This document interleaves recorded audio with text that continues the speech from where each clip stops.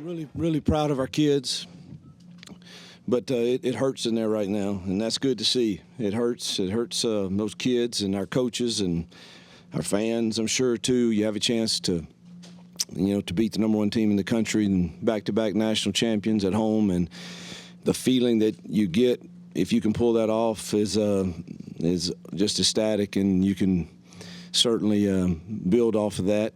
And hopefully we can build off of the way we played better today. But it hurts, and it's disappointing that we didn't find a way to get it done today. But I'm really proud of our kids.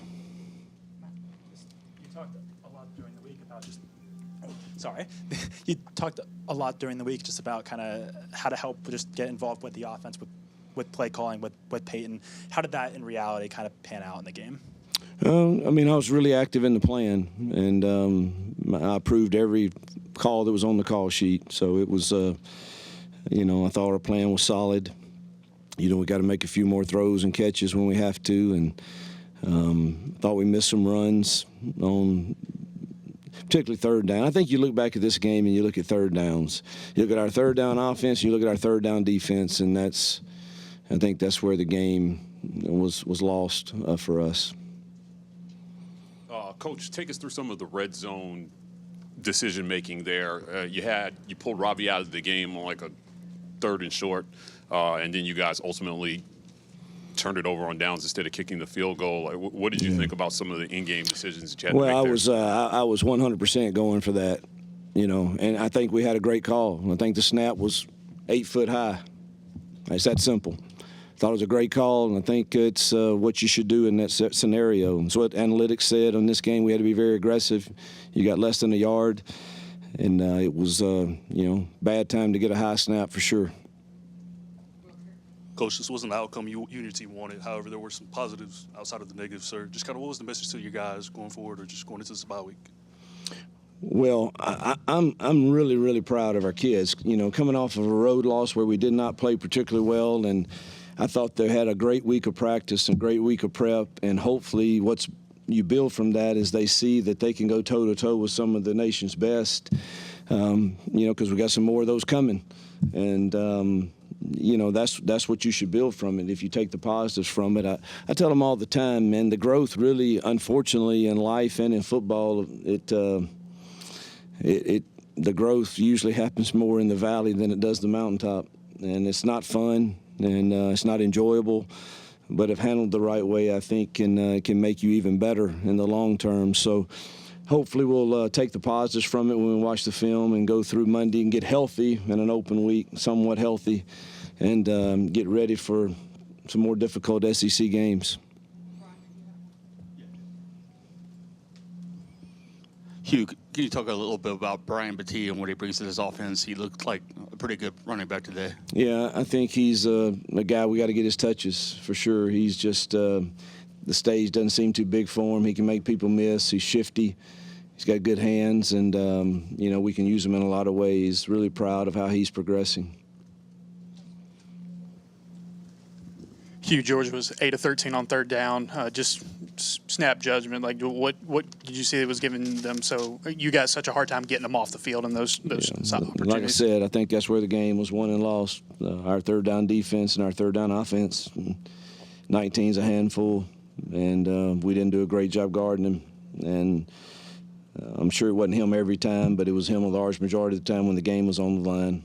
And it was hard to get pressure on him with just 4, and he made the plays, and we obviously probably could have done some different coverages, but felt like we had 2 good ones called on that last drive, and we didn't execute them very well.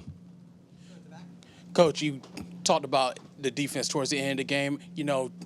Brock Bowers kind of became a problem later in the game for you guys. What differences did you try to make to stop Bowers late in the game? Mix up coverages. Don't just play him straight man. Play some bracket coverage on him. And he still found ways to win in some tight quarters a couple of times. So you got to give him credit. He made some good plays, but there were a couple though that we gave up that we should have played it a little different and been underneath him and not on top of him. Hugh, when you're in a locker room like that, the guys are really hurting. What's the message to them? What do you say to them? I love them. Let's go back to work. I hate it.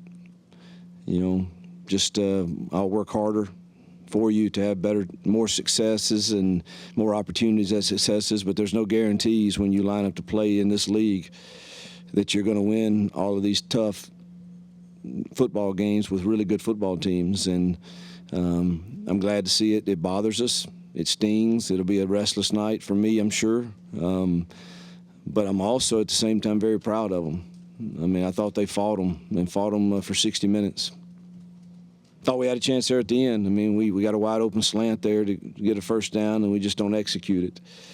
And you know, I'd love to have seen us throw and catch that one and to make it interesting. You know.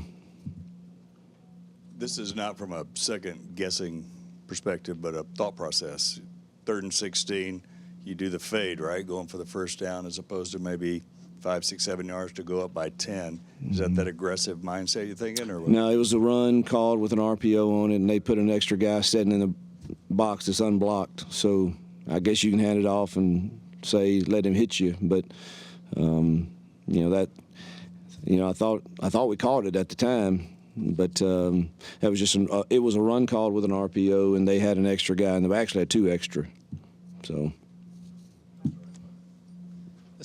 For when you're able to kind of attend to them later on today, this was obviously a huge recruiting day. I guess huge. When you get to them today, kind of what are you talking about after this game? Well, I met with a ton this morning. I started at 8 o'clock at the hotel for those that are on officials, and then the unofficials, I came straight over and started meeting with them here. So I've seen most all of them, and the message is clear. It's come help us build it. I mean, we can do it. It doesn't take long.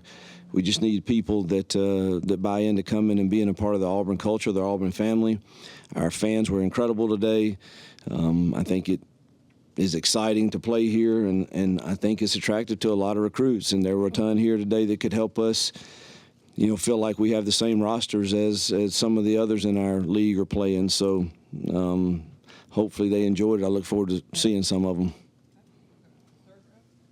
Hey, Coach, your defense was able to force 2 huge turnovers with the interception, you know, from Jalen, and then the first play of the second half, the fumble. Those led to points. How important is something like that, especially in games like this? Yeah, it's vital. We needed some of that, probably to win this game. And, you know, we preach when a break comes our way, score, and I think we scored points on both of those, and those are huge. Been nice to get 2 or 3 more.